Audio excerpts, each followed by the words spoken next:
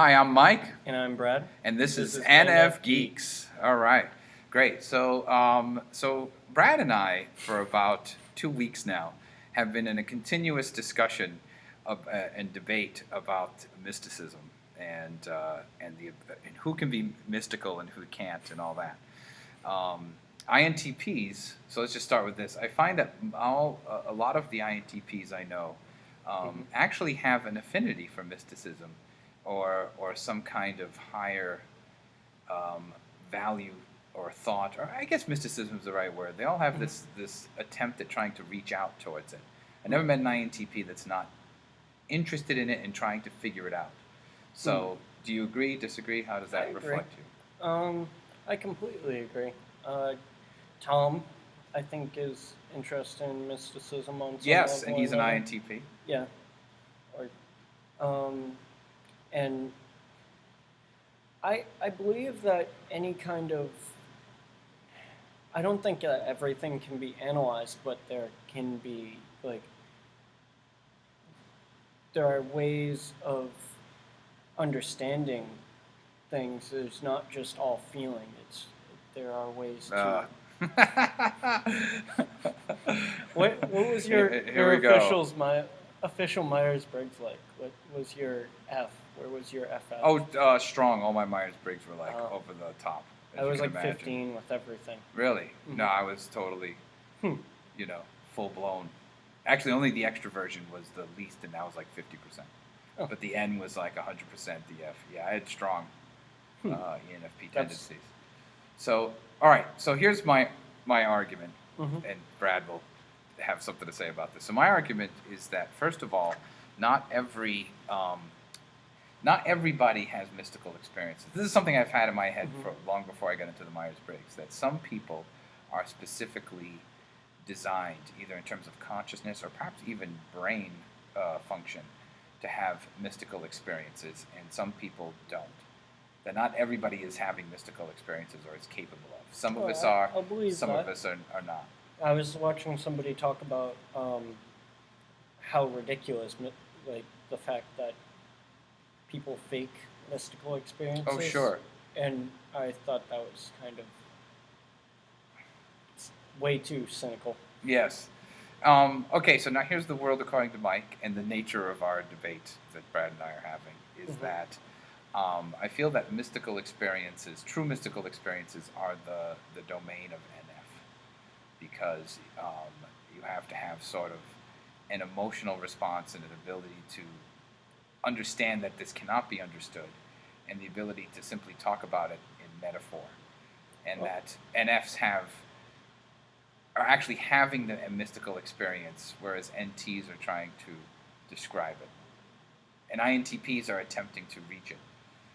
Well, I wouldn't say that you can even really say that we're not having mystical experiences. Like a good NT. Some of us have it, and some of us don't. I wouldn't, like, INTJs probably hate that whole thing. You can't. It's pointless to even talk about it with them. Yeah, a lot of them. I have a friend who's an INTJ, and we talk about mystical experiences all the time, but he's one of those people that's just, his room is just covered in books, but they're all esoteric and interesting and just very obscure stuff that he reads and writes about. Yeah, and INTJs love obscurity. They have an affinity for it. They know how to really see it. Okay, so now you have a different opinion about mysticism, so let's get into that. I think the mystical experience is welcome to anybody. Okay. Even SJs and SPs. It's not just limited to Ns even. And I feel that this breaks into a whole different debate, but I feel that the Myers-Briggs is only a form on the wall of Plato's cave, and that it's not the true reality. It's only a theory. Sure, that's right. I often like to point out that Myers-Briggs is not ontological. It's not out there. It's epistemological. I actually refer to it as a technology. It's a tool to understanding someone. The same way like a telescope is a tool or a microscope is a tool. Mm. These are tools that give you insight into something, but the tool is not the reality. The tool and the method behind the tool doesn't have a one-to-one relationship with reality. Saying that, I find obviously, since this is NFGeeks, I find that the tool to be a very good tool and better than other tools for personality. And I find I haven't necessarily found an anomaly in it that makes me want to give all this up.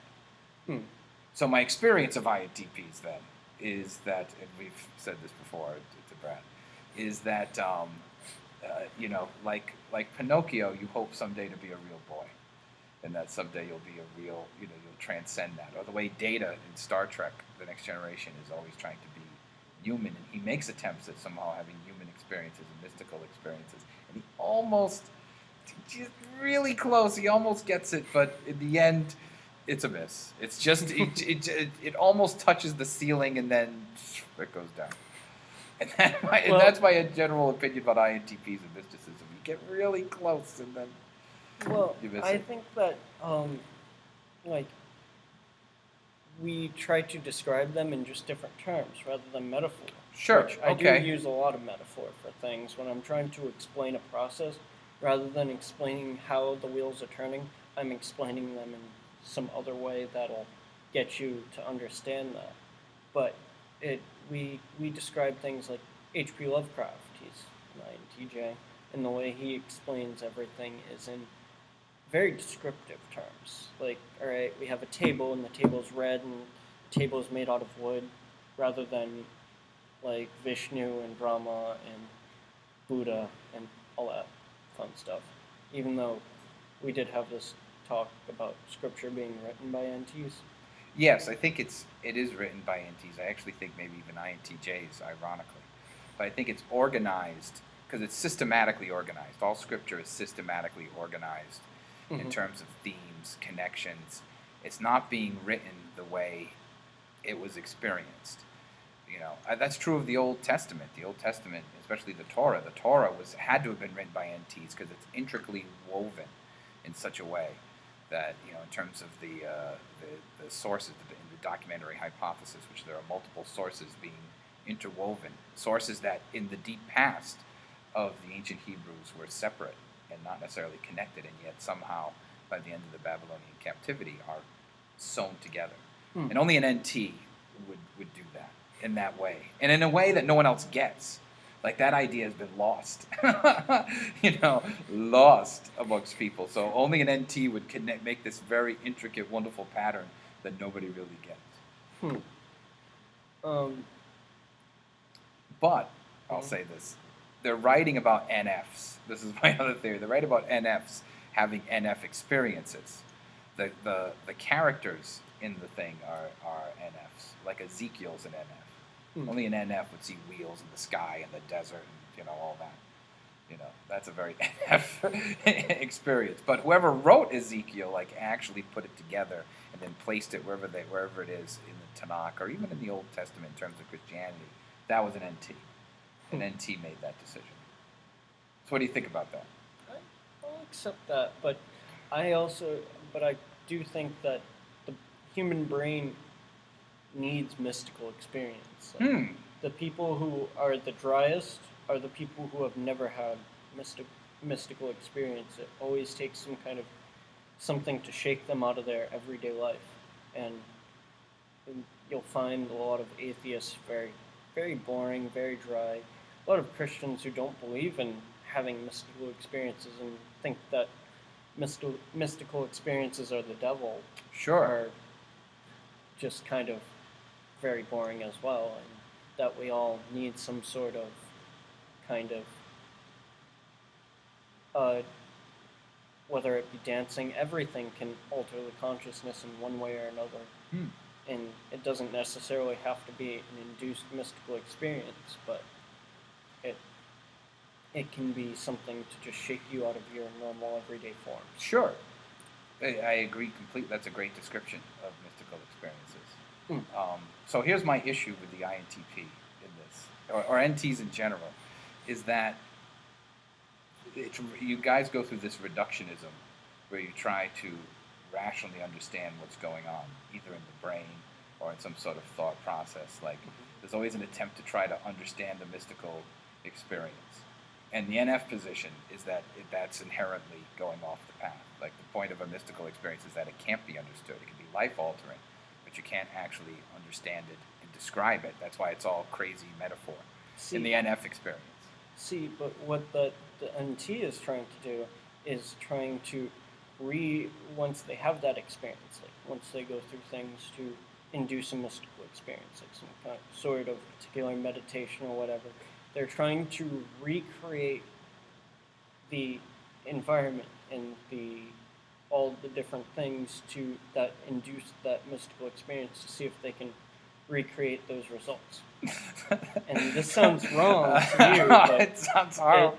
The fact that you're applying the scientific method, like you're basically applying like the independent variable, the dependent variable, and how can we measure the dependent variable of the impact of the mystical experience? Like the fact that you're applying that, like all the NFs are face bombing around the world who watch NFGeeks. They're all like, oh my god, you know. All the NTs are going, yes, Brad's approaching this. That's the way to approach it.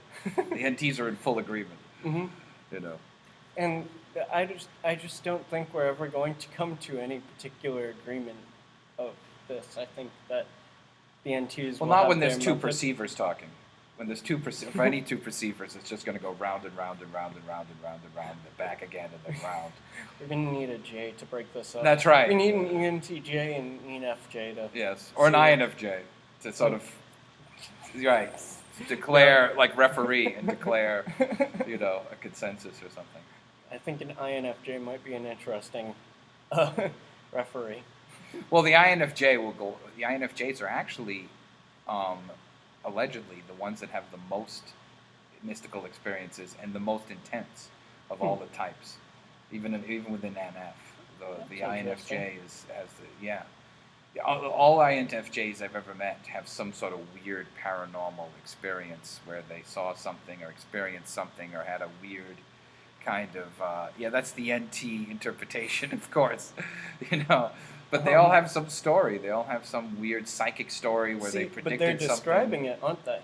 Well, they're describing what happened, but they have no explanation. INFJs are the worst explanation of that. Like, well, how did you know that the car was going to get... They've got nothing. They can never actually... They just say, I just knew. Like, they are big on that. Yeah.